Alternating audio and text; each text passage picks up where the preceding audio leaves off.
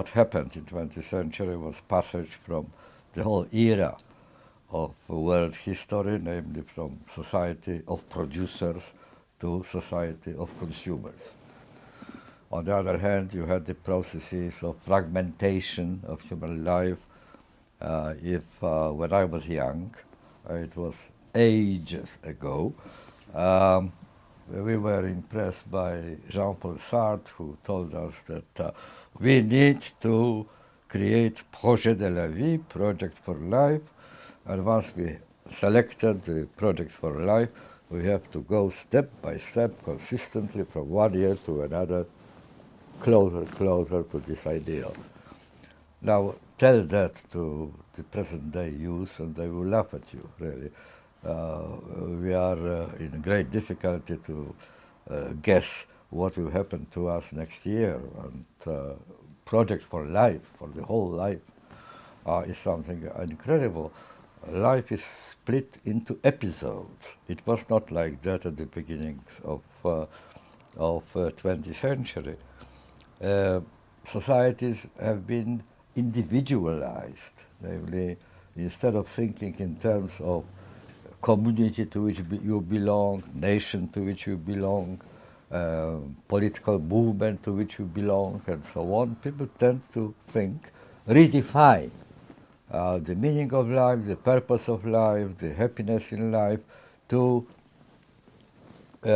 what is happening to one's own person, the questions of identity, which play such a tremendously important role today in the world. You have to create your own identity. You don't inherit it.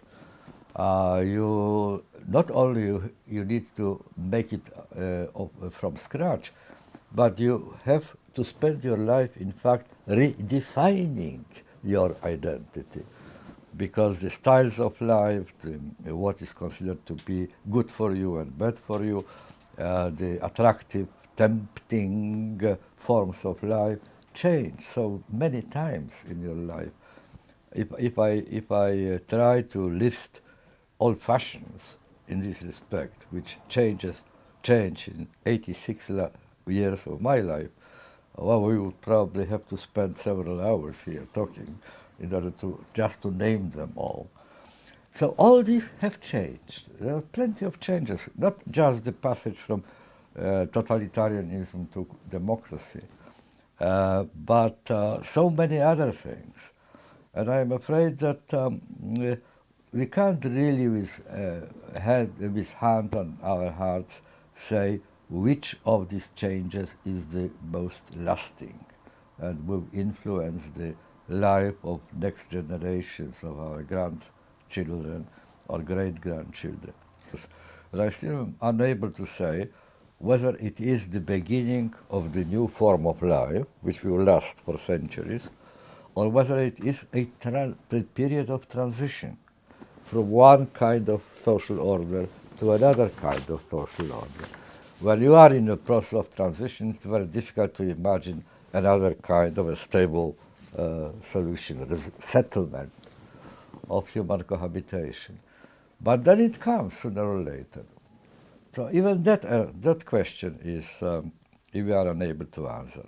I can, with some degree of responsibility, say that two things happened which are irreversible. Only two things I can say they are really irreversible. One thing is that we have multiplied, we humanity on the planet, and the connections, the relationships, the interdependencies, the communication spread all over the globe. We are now in a position that we are all dependent on each other. What happens in Malaysia, you know it or you don't know it, you feel it or you don't feel it, has tremendous importance on the prospects of life for young people in Sao Paulo. And vice versa. We are all in the same boat. This is the first time in history where the globe is really one country, in a sense. The second issue is that after 300 years, roughly, of modern history, when our ancestors decided to take over nature under human management, and thus hoped that they will make nature absolutely obedient to human needs and human wishes, and there will be full control over what's happening in the world. Now that came to an end because in the result of our own successes and our ancestors' successes, development of modern technology, of efficiency, of the ability to produce more and more and more, reach for all sorts of natural resources of the planet and so on. In the result of all this tremendous success of science and sociology, we came very close to what we now understand are the limits of endurability of the planet. I am humble sociologist. I don't have any prophetic abilities, really. I never learned any methodology of prophecy in my 60-odd years doing sociology. So I don't know how it will eventually develop. I can only tell you what are the dangers today to democracy, really. One is what I already mentioned, namely the divorce between power and politics. Because if that is the case, then the state, the only political institution which we don't have a global political institution, the state is not powerful enough to keep all the promises which states 50 years ago gave to the citizens. And that was the golden era of democracy. The 30 after-war years was the proliferation and thriving of idea of democracy. Now democracy is on the way down. Less and less people are really deeply convinced that it's a good thing. They are doubtful about the quality of democracy. Why? Simply because the relatively powerless state can offer citizens less and less. What states are doing, with very few exceptions, most states today are doing, is contracting out the many functions which state was expected to perform. Who knows, perhaps, here I am engaging in prophecy already, we will invent a global democracy sometime. And that would be a radical solution, mind you, because I don't believe that the framework of the nation state any longer is able to defend on its own the future of democracy, for reasons which I mentioned before, right? So we will have to invent, not I am too old for that, but you and your generation will have to invent global equivalent to the inventions of our forefathers. They invented nationwide democracy, nationwide representative democracy, parliaments, modern parliaments. They invented jurisdiction, not a local, traditional, habitual, customary laws, but one unified code of law for the whole country. All the things which create modern democracy, they invented. If Aristotle was invited to building of any of the contemporary parliaments, Aristotle, who first used the concept of democracy and described it, right? He would probably enjoy what he sees because people quarrel, they represent different views, they argue, then they vote, they come to some agreement. He would like it.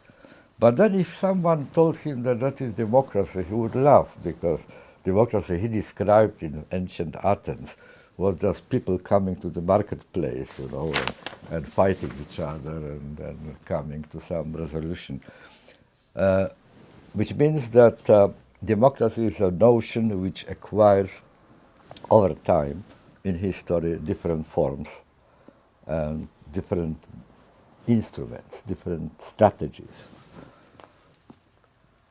So I can, of one thing, be sure that if you really invent global equivalent to nation-state democracy, then it will be a democracy, okay, but it won't be the institutions of democracy which we know, only bigger. It will be not similar to these institutions, because these institutions, which we now call democratic, were created, were adjusted to the needs of a nation-state. And then Castoriadis goes and says that autonomous individual and autonomous community, polity, can only exist together. One needs another, right? You can't be individual in a tyrannical society, in a totalitarian society. You are not really an individual. It must be a cooperation of the two autonomies with each other. It was very beautiful, but the danger came from unexpected side. When Castoriadis wrote these words, he wrote them against totalitarianism up there. Again, terribly sorry for remembering the prehistorical past, but when I was young, I was afraid that all the danger will come from the public sphere. George Orwell memorably put it this way: we are afraid of the soldiers' boot trampling human face. All right, that was a danger, there's no question about that. Our ancestors, and partly my own generation, managed to get over this danger, move it aside. We are not any longer afraid, really, as I was in my young, of the individuality being overwhelmed by the pressures from the top, censorship, the secret police and so on. There are some remnants of it, but much alleviated, mitigated by comparison. The danger, however, to this autonomy came from the other side, from the sphere of the private and the individual. The nearest approximation, contemporary approximation of agora, of the place where democracy was made and remade and continued and developed and protected, the nearest approximation of it are chat shows on television, talk shows, and that's where masses watch, participate, telephone, send questions, messages, and something similar to what was done in ancient agora. Now, when you look at it, they are not discussing our shared interests. They are not discussing the well-being of society. They are not discussing what needs to be done to abolish and repair the troubles which we all suffer in one extent and in another. They just confess their ultimately private, individual and very intimate problems, right? Ehrenberg, the French sociologist, famously pointed out that in his view, the postmodern revolution started on one Wednesday evening in 1980s, one autumn of 1980s, when certain Vivienne, just ordinary woman, in the presence of 6 million TV viewers, declared that she never experienced orgasm in her marriage because her husband, Michel, suffers of premature ejaculation. That was revolution, start of the revolution.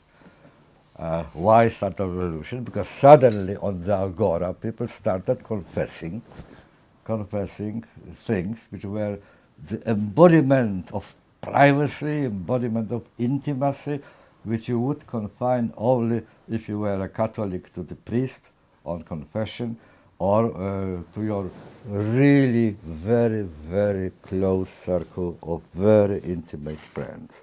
But you wouldn't go to the public square and shout about it. So Agora has been conquered not by totalitarian regimes, but by precisely that, by privacy, by things which previously were privacy. In confessionals, which are the embodiment, the incarnation of intimacy and privacy, you converse there with God directly. And it's absolute secrecy. No one can know what you confess to in confessional. We have installed microphones in confessionals.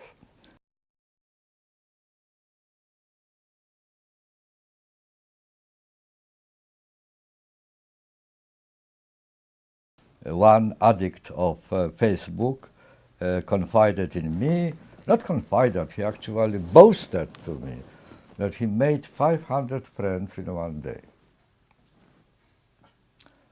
My reply was that I live 86 years, but I don't have 500 friends. I didn't manage to do it. So presumably, when he says friend and I say friend, we don't mean the same thing. It's different kind of friend. I never heard when I was young the concept of network. I heard about human bonds. I heard about communities, this sort of thing, but not network. What is the difference between community and network? Community precedes you. You are born into a community. On the other hand, we have network. What is network?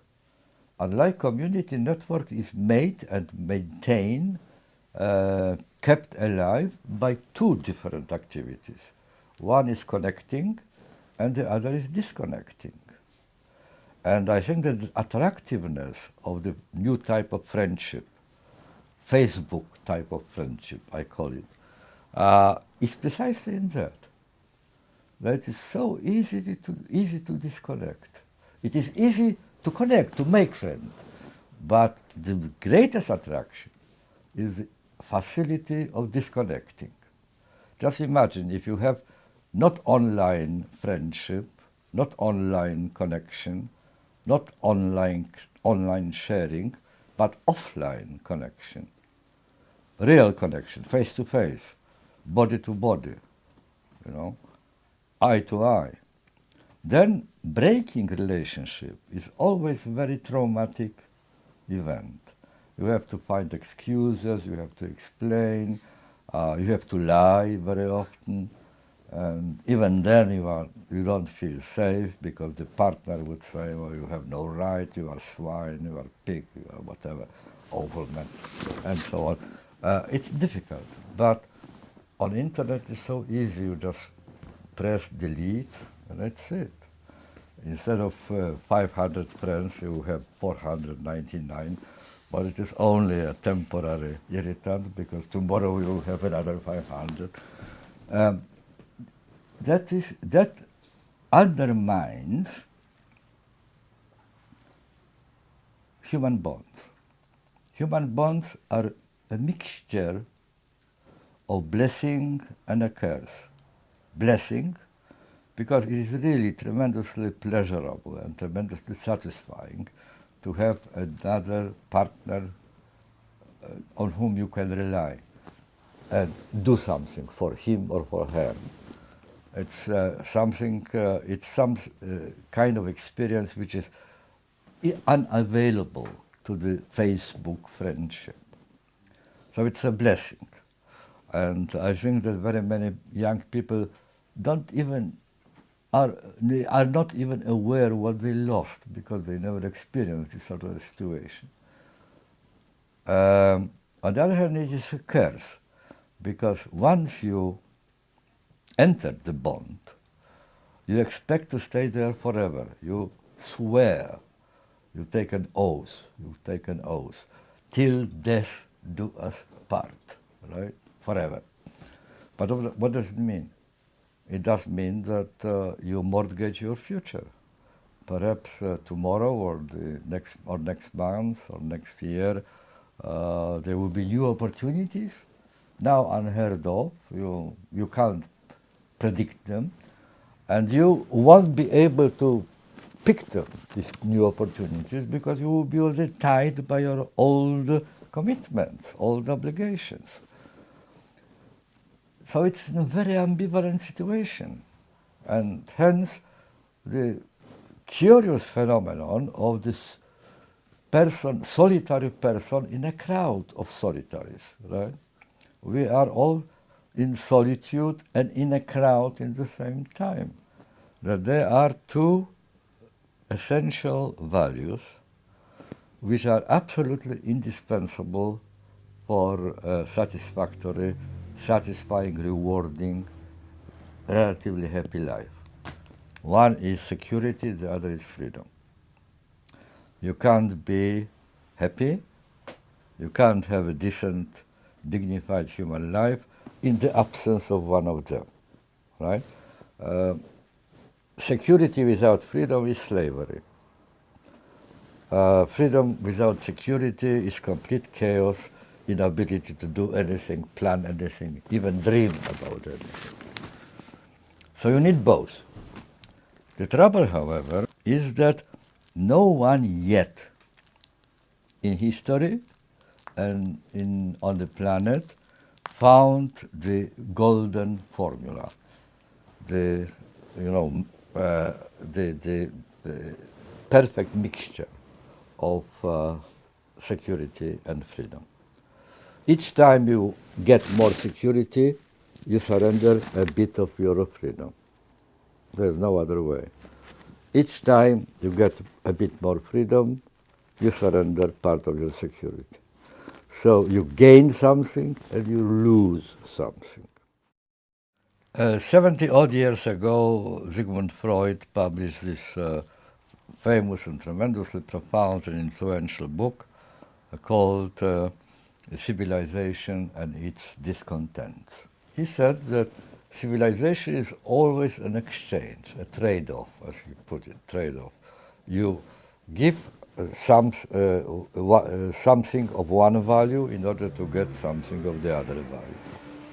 And he said, he wrote it in 1920s, and at that time he said that our problem, their problem of the old generation, was that they surrendered too much freedom for the sake of security. My deep conviction is that if Freud was giving this interview with me at the moment, he would probably repeat that every civilization is an exchange, a trade-off.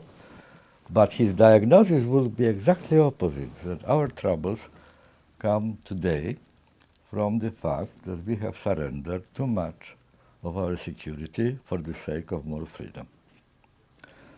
That's a dilemma.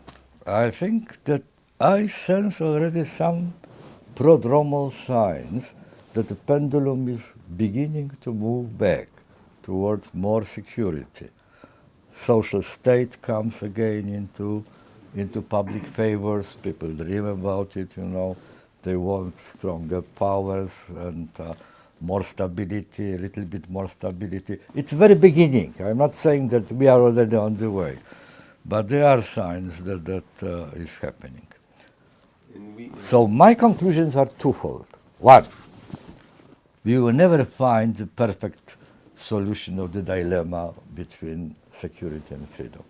There always will be too much of one and too little of the other, right? And the second, that we will never stop looking for such a golden mean. That I don't believe that there is one way of being happy. There are many ways of being happy. There are two, in this little book about art of life, I wrote that there are two factors, independent factors, relatively independent factors, which shape up human life. One is fate. Fate is the short name for all things on which we have no influence, which happen to us, but they are not of our doing. That's fate. And the other is character. And character is a very individual thing. You can work on your character if you want. You can change it, you can improve it.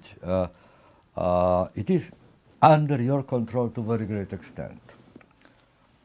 The division of labor between fate and character is such that the fate sets the range of options which are realistic to you. On that you have no influence. If you were born 20 years earlier than you were, your range of options will be different. If you were born 20 years later, again it will be different. If you were born in this suburb, affluent suburb, you have one range of options. If you are born in a ghetto, it's completely different range of options. But there is always a range of options which is provided by fate. But the choices between these options are made by character. And because characters are very many and very different, you can't give one recipe for happiness. I know that there are counselors now who earn quite a lot of money by pretending that they have recipes for happiness. Don't believe them. They are, hoodwink you. I would never dare to give such an advice. Well, I am not comparing myself with Socrates, but very many philosophers, contemporary philosophers, consider life of Socrates, his personality, which he constructed, as the most perfect, relatively perfect, which you can imagine. But what does it mean? Does it mean that if Socrates' kind of life, which he selected, is the perfect solution for Socrates anyway, does it mean that we all should imitate Socrates and try to be like him? No. The answer is on the contrary, because precisely Socrates considered a secret of his happiness in that he, on his own, by his own will, created the form of life which he lived. People who imitate somebody else's form of life, somebody else's model of happiness, are not like Socrates. On the contrary, they betray his recipe. They betray his recipe because his recipe precisely. You can translate it in a simple term, saying that for every human being there is a perfect world made especially for him or for her.